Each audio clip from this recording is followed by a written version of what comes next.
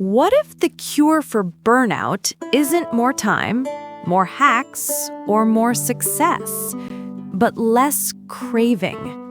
What if the peace you are hunting arrives the moment you stop outsourcing your okayness to the next achievement, the next praise, the next purchase?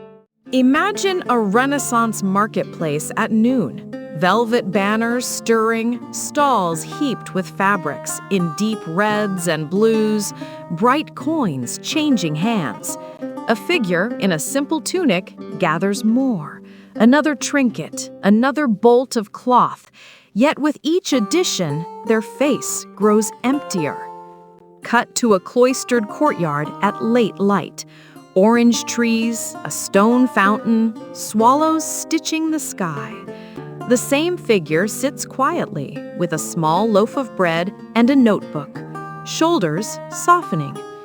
In one scene, acquisition burns hot. In the other, contentment runs cool. Many of us live inside the marketplace heat. We add tasks until our days bulge at the seams. We chase applause and find it never lasts. By dusk, we feel used up, though nothing truly meaningful was nourished. The inner room stays noisy. If more hasn't solved it by now, perhaps more is the trap. Today's invitation is simple and strong. Lasting peace grows when we shift from chasing more to cultivating contentment, an inner sufficiency that lets you pursue excellence without desperation. We'll explore what that means in clear English, then walk it through money, media, work, and relationships. Finally, you'll get a compact toolkit to try this week. By the end, you'll know how to start breaking the burnout cycle, gently, steadily, and for good. Take one steady breath. Let's begin. Contentment in this wisdom stream is inner sufficiency, the felt sense that I have enough, I am enough, and this moment is enough to work with. It is not passive. It does not mean shrinking your life or refusing to grow. It means your peace is no longer hostage to getting one more thing or hearing one more compliment. Contentment isn't the end of growth. It's the end of desperation. Consider how different pleasures shape the heart. The Gita describes 3 kinds of happiness. Picture a small brass scale in a candle-lit study. On one plate, gold coins. On the other, a steady flame. The first kind of happiness starts sweet but ends bitter. The impulse purchase, the frantic binge, the grasping for praise, each promises relief but quietly raises the bar for next time, leaving you more restless. The second kind may start as effort, but it ends in a deep and lasting sweetness. Practicing a skill when the first notes are rough. Taking a slow walk under colonnades. Honest work done with focus at a simple desk. Sharing bread and olives with a friend, fully present. These joys begin modest and ripen into a steady, nourishing peace. The third kind is happiness that is delusive from beginning to end, arising from laziness, confusion, and neglect. It numbs awareness and leaves a fog. The invitation is clear. Invest more of your minutes in what starts with effort and ends sweet. Now, attention. Attention is your steering wheel. When it is handed to every passing impulse, the senses steer the day. One glance becomes an hour. One tempting image becomes 3 detours and a hollowed afternoon. But when you gently guide your attention through wise limits, better inputs, and small acts of service, desire loosens its grip. You still enjoy life fully, but you are no longer owned by it. Imagine a musician in a sun-washed room, robe loose at the shoulders, practicing a lute. The early measures are uneven. The late ones glow. Guided attention turns effort into music. Next, evenness in gain and loss. This means treating changes in fortune as weather. Welcome the sun, prepare for rain, but anchor your peace in the quality of your actions, not the unpredictability of the results. Take wise action, but let outcomes rise and fall without making them your identity. See a stone lighthouse on a changing sea. The sky blushes bold, then storms, then clears again. The lighthouse does not move. Circumstances are weather. Contentment is the lighthouse. There is also the surprising medicine of service. Turning energy outward toward real good dissolves grasping better than self-focus alone. In a small courtyard, a person in a simple robe mends a neighbor's basket. In that practical kindness, the nervous hand opens. When you serve, the grasping hand opens on its own. Contribution doesn't shrink you, it steadies you. Let these teachings land in daily life. Imagine a wooden chest with a few well-kept garments instead of a chaotic heap. You practice restraint, not as punishment, but as design. You wait a little before bringing something new in. When you do, you let something else go. Space opens. So does ease. Picture an oil lamp put out at night and lit with intention at dawn. Your mind receives gentler light in the first and last half hour of the day. The room of your attention becomes yours again. See a study with tall windows and an uncluttered table. You measure inputs you can control, time given to deep craft, one helpful check-in, a small improvement shipped, rather than chasing fluctuating applause. Excellence rises without frantic grasping. Picture a stone bench beneath an arch. Two people speak plainly. One offers a quick repair. I was sharp. I'm sorry. Or sets a kind boundary. I can help for an hour. Then I rest. The bond deepens because energy shifts from proving to serving. Let's clear 3 misunderstandings quickly. Contentment kills ambition. No, contentment kills compulsive chasing, not excellence. When anxiety isn't driving, you build better. Your work becomes cleaner and more honest. Detachment means not enjoying life. No, it means enjoying things fully and cleanly, but without the desperate clinging that causes pain when things change. It is freedom from being emotionally dependent on outcomes, which allows you to be more present in the experience itself. I'll feel content when my circumstances improve. Waiting for perfect conditions keeps peace forever out of reach. Contentment is trained by small, repeatable choices you can make today. What you bring home, what you feed your mind, how you spend an hour, who you help. Now, a practical toolkit. Choose 2 practices to start this week. Let them be small, steady, and real. First, the 7-day enoughness experiment. Start any day this week. The total time is 10 minutes on days 1 and 2, then 2 5 to 10 minute swaps per day on days 3 to 7. On day 1, list your top 5 cravings with their triggers.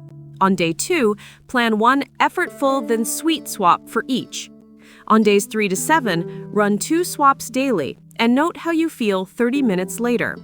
If you forget to log, keep a pen and small card in your pocket. If an urge feels bigger than the plan, use a 10-minute timer. Do the swap for 10 minutes. If the urge remains, revisit it. Pick swaps that are truly available in your setting. You can expect clearer awareness of triggers, fewer impulsive choices, and the first taste of joys that end sweet, core to disciplined attention. Second, the 48-hour wish list plus one in, one out. Do this every time a non-essential purchase appears, with a weekly 10-minute review of the list. Park every want in a wish list note and wait 48 hours. If still needed, buy thoughtfully. If not, delete. When something comes in, something goes out. Donate, gift, or sell. If a sale ends tonight, treat that urgency as a cue to pause. Walk 5 minutes, breathe, then decide. If you have a shared household, explain the rule and invite one monthly agreed exception. If you're feeling emotional lows, delay buying and do a swap from the first practice instead. This will bring immediate spending relief, calmer spaces, and a quieter mind, training evenness in gain and loss. Third, the attention diet for 14 days. For the first and last 30 minutes of your day, and with social apps capped at 20 minutes total daily. In the mornings, be phone-free for 30 minutes and write to "Today I Will" actions. In the evenings, be phone-free for 30 minutes and do a 3-line reflection. 1 joy savored, 1 act of service, 1 desire you didn't feed, and how you feel. Move social apps off the home screen and use a timer. If your work needs your phone, use focus mode or do not disturb with favorites only. If you slip, restart at the next morning or evening. No drama. A charger outside the bedroom helps. This will lead to lower baseline anxiety, better sleep, and stronger focus, handing the steering wheel of attention back to you. Fourth, input-only work goals plus deep work blocks. Schedule 2 60 to 90-minute blocks 3 days a week with 10 minutes each Monday to plan. Define 2 input goals you control. For example, 90 minutes of focused craft, 1 helpful check-in, or 1 small improvement shipped. Block the time on your calendar. Silence notifications. Track a simple inputs kept count. If you're interrupted, put up a visible focus hour sign, set your status to away, and book a 10-minute midday window for messages. If you feel a compulsion to check metrics, schedule 1 10-minute metric check at the day's end. This will result in higher quality output with less fatigue and satisfaction rooted in effort, not applause. Living from the lighthouse, not the weather. Fifth, the 3 kinds of happiness tracker. Make a quick mark after any pleasure with a 2-minute review each evening. Schedule 2 effortful, then sweet activities daily for 20 to 30 minutes total. After a pleasure, tag it quick but costly, effortful then sweet, or numbing. Each evening, notice patterns and pre-schedule tomorrow's 2 sweet ending activities like practice, service, learning, nature, or real conversation. If you feel self-judgment, replace it with curiosity. What ends sweet for me? If you forget the categories, keep a tiny reference card in your wallet. Aim for a better ratio, not perfection. This will bring a gradual shift toward deeper joys, a steadier mood, and less craving, aligning daily choices with what truly nourishes. Sixth, the weekly service hour. Set the same hour each week, for example, Saturday from 10 to 11 a.m. If your week is packed, try 10 minutes of microservice daily.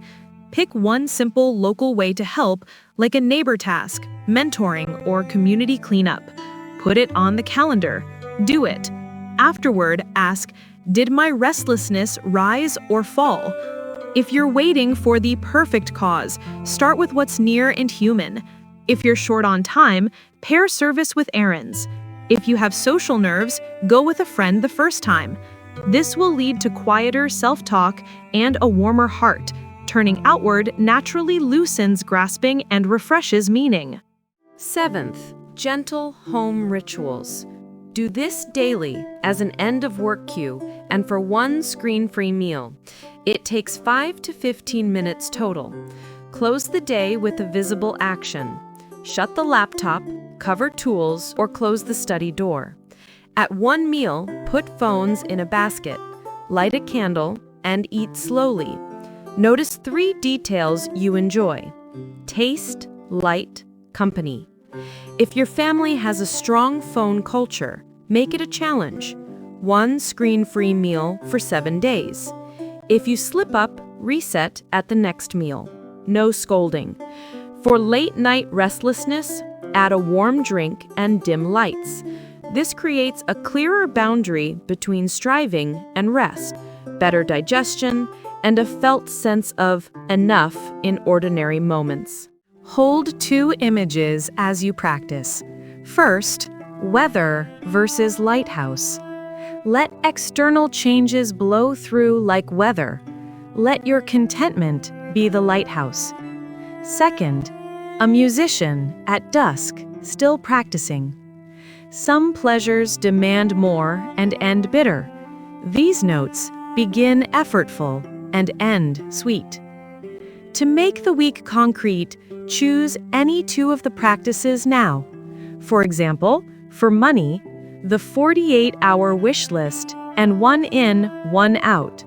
For attention, morning and evening phone-free 30 minutes with the 3-line reflection. Or the 7-day enoughness experiment plus a weekly service hour. Expect friction at first. Restlessness may argue. That's okay. You are retraining appetite and attention. The aim isn't perfection. The aim is to end the day a little clearer than you began. Over time, what once felt like restraint begins to feel like freedom. Now, a 1-minute guided savoring practice. Here, as you are. Sit with your spine easy. Unclench your jaw. Let your shoulders lower. Let your hands rest. Notice 3 quiet details around you, like a painter would study a scene. The way light grazes a surface, a faint sound in the distance, the coolness or warmth upon your skin. Inhale slowly. Exhale a little longer than you inhale. Bring to mind one simple thing you already have that truly nourishes you. Clean water, a safe room, a friend's name, the ability to learn. Let gratitude land without fanfare. Whisper inwardly, enough to work with right here. Again, enough to work with right here. Sense the difference between not yet enough and enough to begin. One keeps you waiting for life. The other lets you live today. As you step into your week, choose your 2 practices and try them for 7 days. Watch your restlessness on day 1 and day 7. If your mind is a little quieter and your choices a little cleaner, that is the quiet power of enough beginning to work. Share with us, what is one quick but costly habit you'll swap this week, and with what? And what is one activity that starts effortful, ends sweet, that you will schedule daily? Your experiment might be the lantern that helps someone else find their way. May your days be simple and generous. May your work be honest and unhurried. May your inner lighthouse stand steady while the weather comes and goes. And may you discover again and again that you already have enough to begin.